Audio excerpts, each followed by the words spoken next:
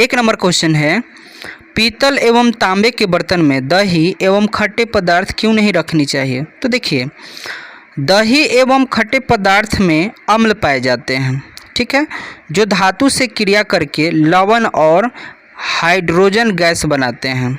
ठीक, जब पीतल एवं तांबे के बर्तन में दही जैसे खट्टे पदार्थ रखे जाते हैं तो वह उससे क्रिया करके संक्षारित कर देती है, ठीक है ना, और उसका कॉपर ऑक्साइड उत्पन्न कर देता है। ठीक है, चलिए अगला जो क्वेश्चन है दोस्तों, यहाँ पर जो है ना कार्बन से रिलेटेड जितने भी बात हैं हम लोग उसके बारे में पढ़ेंगे। ठीक है, देखिए कार्बन, तो कार्बन का संकेत C होता है तथा इसकी परमाणु संख्या 6 है और द्रव्यमान संख्या इसका 12 हो गया। ठीक है, और यहाँ पे देखिएगा कार्बन वर्ग के तत्वों में, जो कार्बन वर्ग आवर्त सारणी हम लोग जानते हैं ना, उसके कार्बन वर्ग में जो लेड है उसको छोड़कर सभी जो है उसकी अपरूपता को गुण दर्शाता है। ठीक, कार्बन को एक सार्वभौमिक तत्व माना जाता है, कार्बन को सार्वभौमिक तत्व माना जाता है। कार्बन के सबसे अधिक जो है उपयोगी यौगिक होते हैं, कार्बन के जो है यौगिक बहुत ज़्यादा होते हैं। ठीक है, चलिए अगला पॉइंट देखिएगा, कार्बन के अपरूप। देखिए कार्बन के अपरूप जो है हीरा है, जो कि सबसे कठोर कार्बन है, सबसे हार्ड कार्बन है। ठीक है, यह कार्बन का क्रिस्टलीय अपरूप है, कार्बन का जो हीरा जो है कार्बन का क्रिस्टलीय अपरूप है। इसकी प्राकृतिक स्रोत किम्बरलाइट पत्थर है। ठीक है, देखिए ये पॉइंट बाय पॉइंट आप याद करते चलिएगा। ठीक है, चलिए अगला जो पॉइंट है, शुद्ध हीरा पारदर्शक व रंगहीन होता है, किंतु अशुद्धि के कारण यह भिन्न भिन्न दिखता है। शुद्ध हीरा जो है पारदर्शक का मतलब होता है कि उससे प्रकाश पार हो जाए, और इसकी आपेक्षिक घनत्व 3.5 व अपवर्तनांक किसका होता है 2.417 होता है। पूर्ण आंतरिक परावर्तन के कारण यह अधिक चमकता है, मतलब हीरा जो है पूर्ण आंतरिक परावर्तन के कारण चमकता है। काले हीरे को नोट या कार्बोनेडो कहा जाता है, काले हीरे को नोट या कार्बोनेडो कहा जाता है। ठीक है, चलिए है हीरे की संरचना कैसी होती है, तो चतुष्फलकीय होती है। कार्बन के समस्थानिक, देखिए कार्बन के 3 समस्थानिक होते हैं, 6 है और द्रव्यमान संख्या 12 है। परमाणु संख्या 6 है, द्रव्यमान संख्या 13 है। परमाणु संख्या जो है, परमाणु संख्या 6 है, द्रव्यमान संख्या 14 है। ये इसके समस्थानिक हैं। चलिए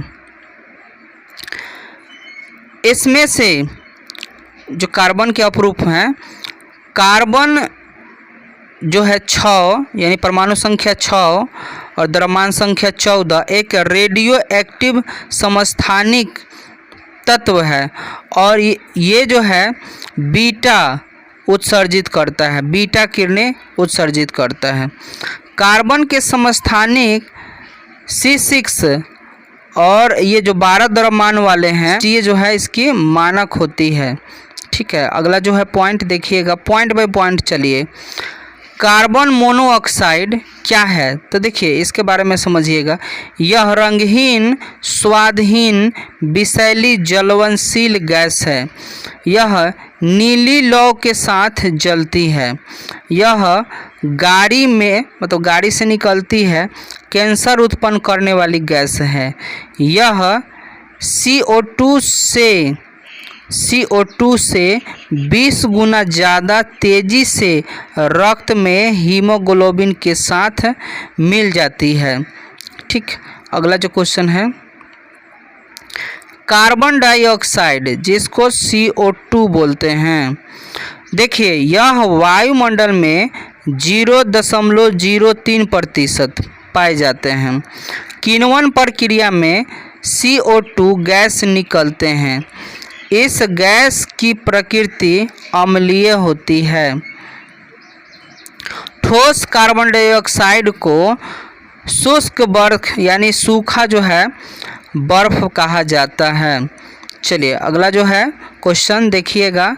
हाइड्रोकार्बन केवल कार्बन तथा हाइड्रोजन से बने यौगिक को, यानी कार्बन और हाइड्रोजन इससे बने यौगिक को हाइड्रोकार्बन कहते हैं।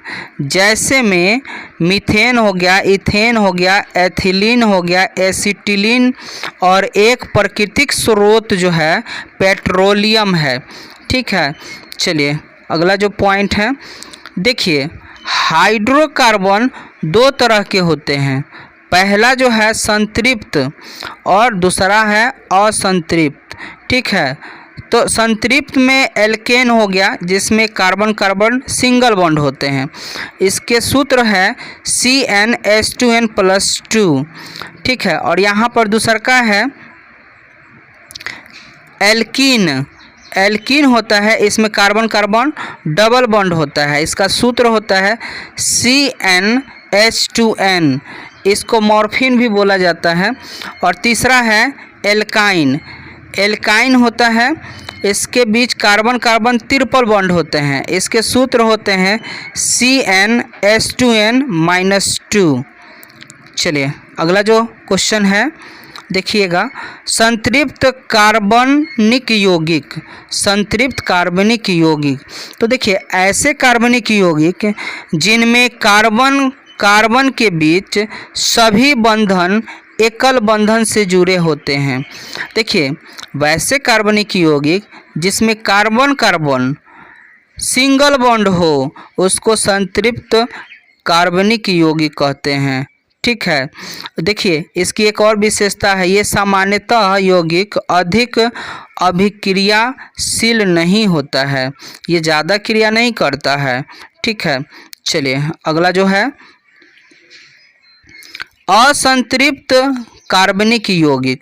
तो देखिए जब कार्बन परमाणु के बीच द्वि या त्रिबंधन यौगिक हो तो उसको हम असंतृप्त कार्बन कहेंगे। जैसे में एल्कीन, एल्काइन। देखिए इसको समझिएगा, जब कार्बन कार्बन के बीच में डबल बॉन्ड या कार्बन कार्बन के बीच ट्रिपल बॉन्ड हो तो इसको कहेंगे असंतृप्त कार्बनिक यौगिक।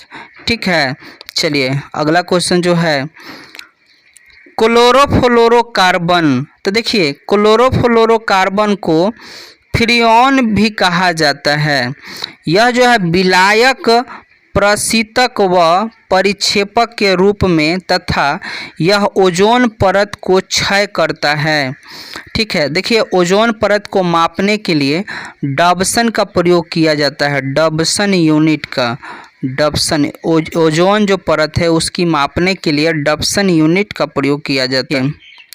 मिथाइल अल्कोहल CH3OH, यह एक विषैला द्रव है जो शराब की तरह गंध वाला होता है।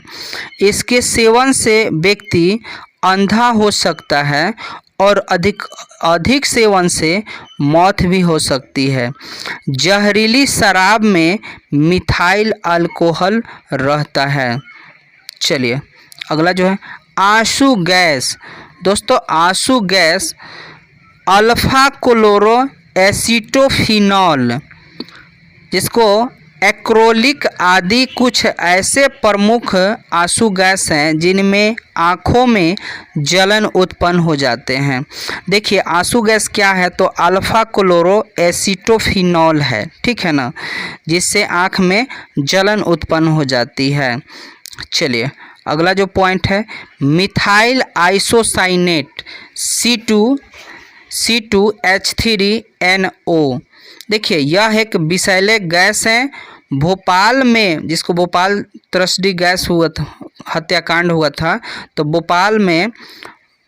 भोपाल में कीटनाशक दवा बनाने वाले कंपनी में इस गैस की रिसाव हुई थी जिससे हजारों लोग की जानें चल गई थी।